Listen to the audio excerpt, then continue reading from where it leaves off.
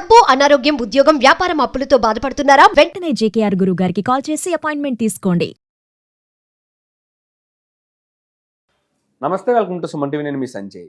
రోజు రోజుకి పెరుగుతున్న మోసాలు, టెక్నాలజీ డెవలప్ అయ్యే కొద్దీ సైబర్ నేరగాల మోసాలు అనేవి పెరిగిపోతూ ఉన్నాయి. అండ్ అంతేకాకుండా రీసెంట్గా వెలుగులోకి వచ్చిన స్కామ్ ఏమైనా ఉంది అంటే వాట్సాప్ స్క్రీన్ షేరింగ్ స్కామ్.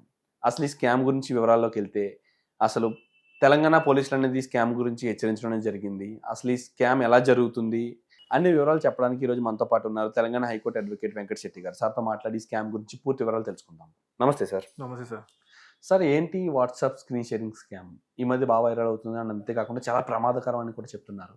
అసలు ఈ స్కామ్ అనేది ఎలా చేస్తున్నారు? దీని నుండి ప్రజలు ఎలా జాగ్రత్త వహించాలంటారు?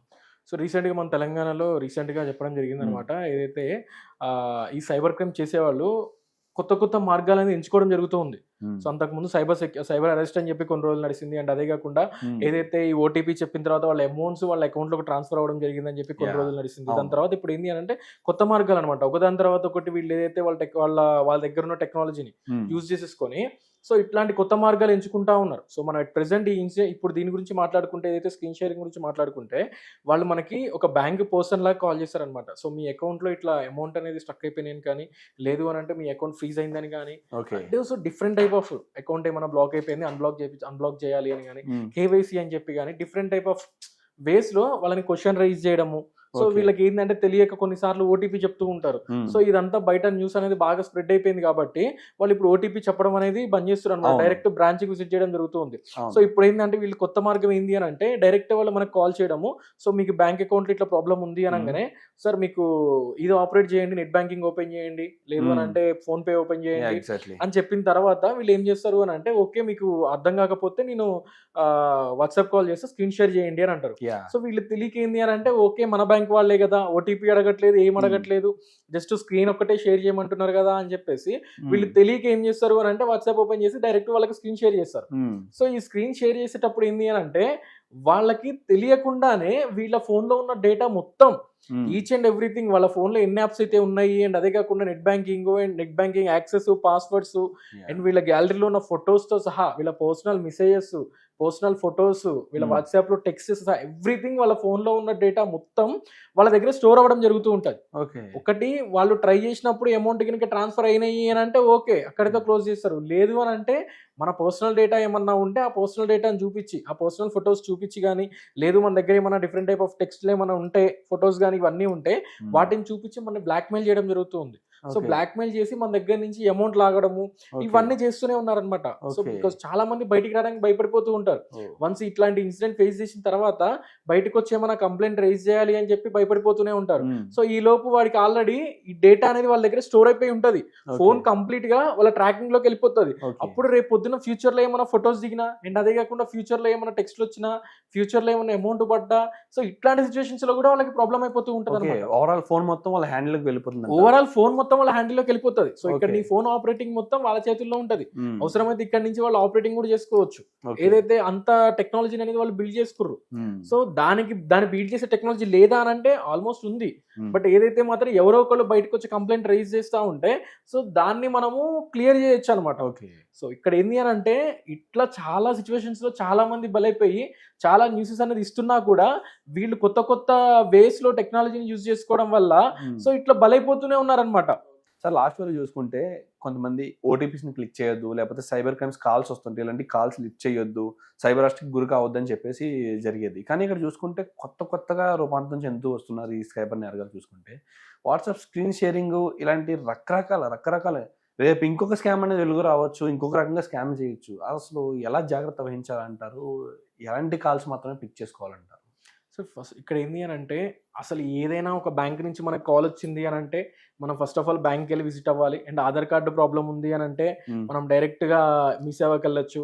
సో ఇక్కడ ఎవరైనా మీకు ఆన్లైన్లో కాల్ చేసి మీకు కేవైసీ ప్రాబ్లం ఉందని కానీ, లేదు అని అంటే మీ కేవైసీ అప్డేట్ చేసుకోండి అని కానీ, లేదు మీ మొబైల్ నెంబర్ డియాక్టివేట్ అయిపోతుంది, బ్లాక్ అయిపోతుంది, మీకు ఓటీపీ వస్తుంది చెప్పండి, లేదు అని అంటే లింక్ వస్తుంది అని చెప్పండి అన్న సిచ్యువేషన్లో లింక్ ఓపెన్ చేసినా కూడా ఆటోమేటిక్గా వాళ్ళ దాంట్లోకి వెళ్ళిపోతూ ఉంటుంది.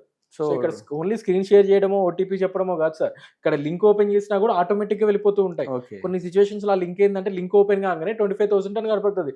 వీడేమనుకుంటుంటే నాకు 25,000 క్రెడిట్ అయిపోతున్నాయేమో అనుకోని చెప్పేసి ఫోన్ పే ఓపెన్ అది ఆటోమేటిక్ గా ఫోన్ పే కన్వర్ట్ అయిపోతుంది. ఇద్దరు ఫోన్ పే ఏదో ఒక దానికి కన్వర్ట్ అయిపోతుంది, వెళ్ళిపోతుంది.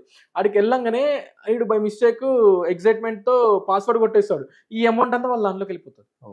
సో ఇట్లా చాలా మంది ఉన్నారు సార్ బలైన వాళ్ళు. అంటే ఇలాంటి కాల్స్ కానీ ఓటీపీస్ కానీ వచ్చినప్పుడు డైరెక్ట్ బ్రాంచ్ కి మనం అప్రోచ్ అవ్వాలంటారు, బ్యాంక్ బ్యాంక్ కి వెళ్ళాలి. ఇన్ కేసు ఒక ఆధార్ కార్డ్ అంటారా డైరెక్ట్ మీ సేవకి వెళ్ళండి.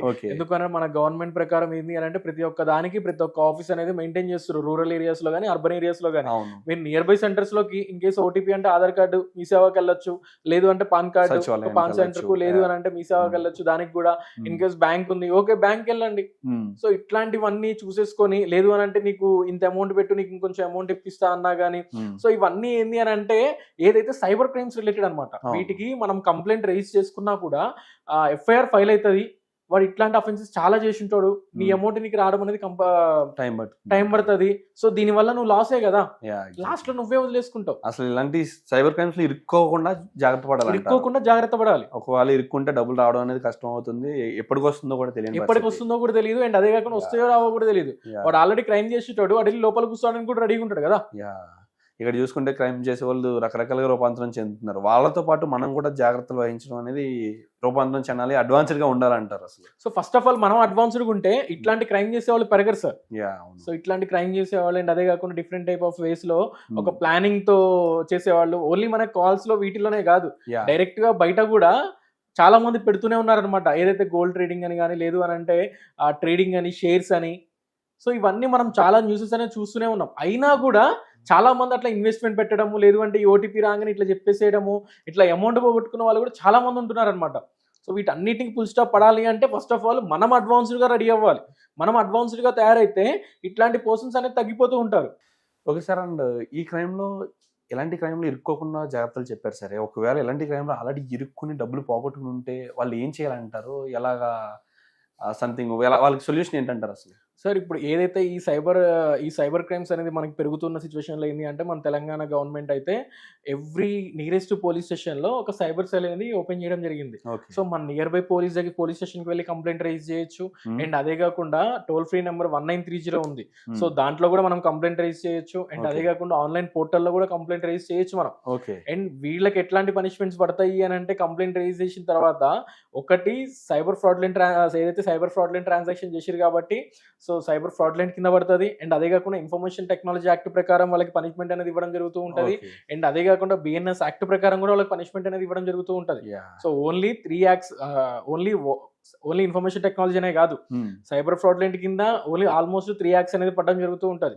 ఇన్ కేసు నువ్వు అబ్రాడ్ వాళ్ళని కనుక అబ్రాడ్ లో ఉండి ఇక్కడ కనుక ఏమైనా చేసి ఇమిగ్రేషన్ యాక్ట్ ప్రకారం కూడా వాళ్ళకి కొన్నిసార్లు పనిష్మెంట్ ఇచ్చే ఛాన్సెస్ కూడా ఉంటాయి. Okay and absolutely sir, thank you very much. చూసారు కదా గైస్, వీలైనంత వరకు ఇలాంటి క్రైమ్స్లో ఇరుక్కోవడానికి ప్రయత్నించకండి. ఒకవేళ ఇరుక్కుంటే వెంటనే పోలీస్ స్టేషన్, మీ పరిధిలో ఉన్న పోలీస్ స్టేషన్కి అప్రోచ్ అవ్వండి, లేకపోతే ఈ సైబర్ క్రైమ్ నెంబర్కి 1930కి అప్రోచ్ అవ్వండి. మీ పోగొట్టుకున్న మనీని వీలైనంత తొందరగా రప్పించుకోవాలంటే మీరు క్రైమ్లో ఇరుక్కున్న వెంటనే కాల్ చేయడానికి అయితే ప్రయత్నించండి. Absolutely thank you very much.